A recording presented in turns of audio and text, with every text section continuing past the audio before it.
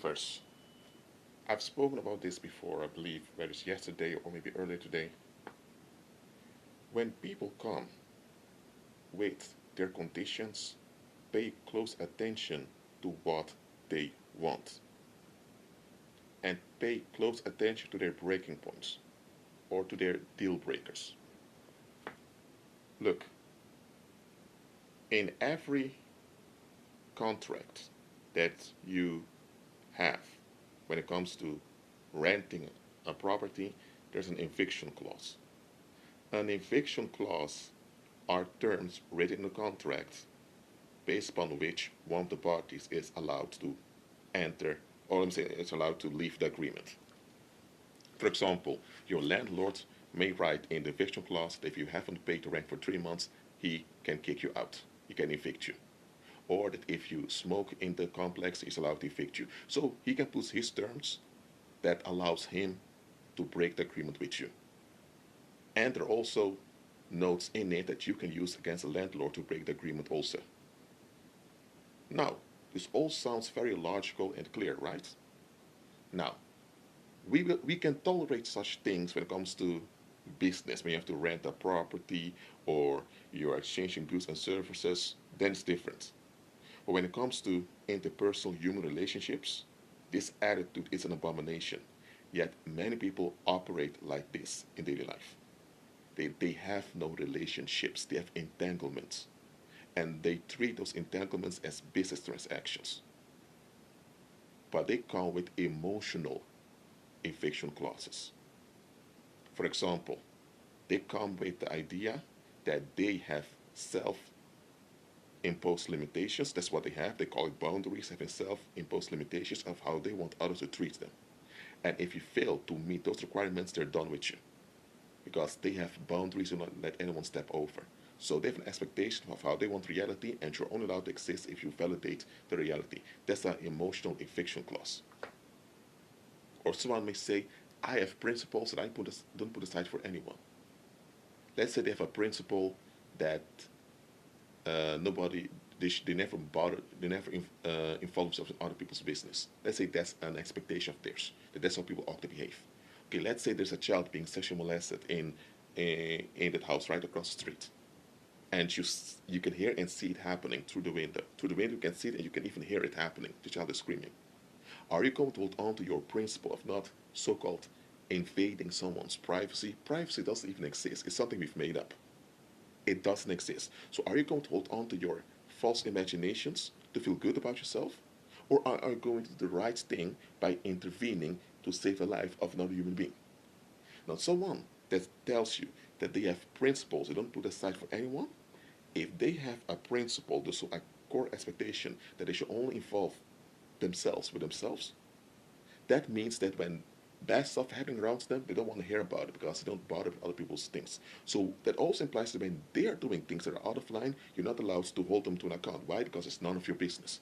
So people that tell you that they have principles they don't put aside for anyone, they're actually telling you that they're willing to harm and dismiss anyone who stands in the way of the relief and comfort they're holding on to.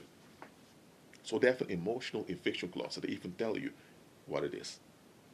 And in the world, we kind of applaud people who are open about their emotional eviction clauses. I'm telling you, don't be.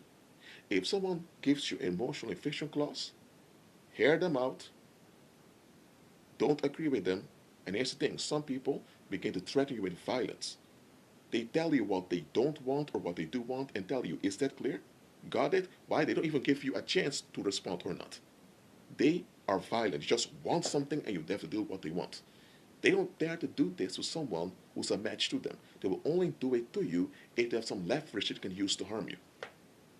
For example, if you have a guy who's walking around in a neighborhood and nobody can stand him, but this guy carries a gun with him and this guy is linked to some criminal gang that will avenge if something happens to him, he may be walking through that street all day long. Nobody even dare tell him, I don't want to see you around here. Because if they act out any type of dishonor towards him, there will be repercussions. But if you're just a young guy walking around, filming in public space, they may tell you, we don't want you to film in public space, our houses may be on it, it's our privacy, I don't want to see you around here, delete the picture, else we're going to break your camera. With you, they dare to afflict their pain on you. They dare to violate you. Why? Because they feel like they can get away with it. Why do they tell that gangster that is walking around there? Because they know they can't get away with it. So people will only use their emotional eviction clauses when it's convenient for them, where they can get away with the violence.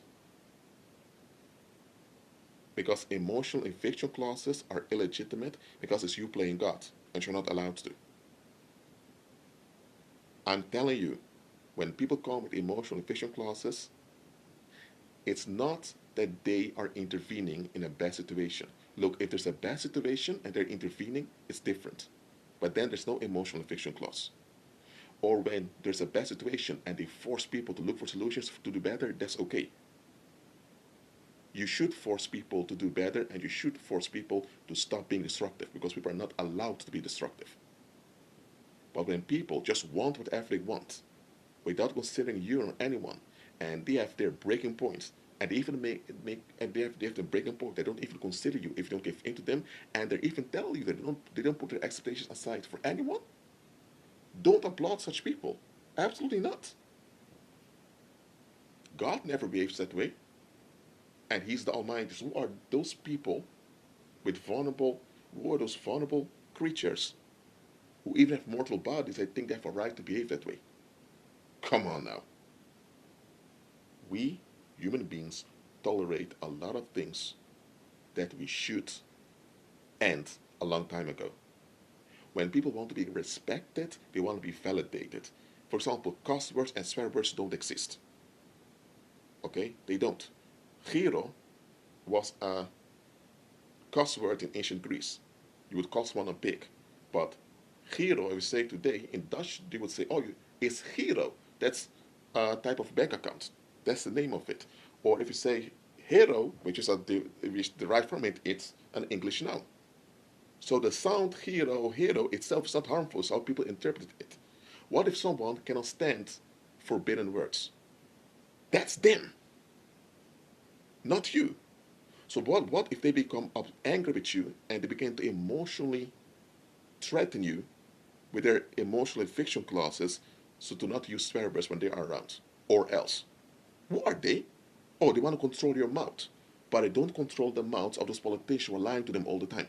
Oh, but they can't do it with you, because with you they have a chance to unload. Because if they unload on a prime minister, they'll be they'll be arrested, they'll end up in jail or worse.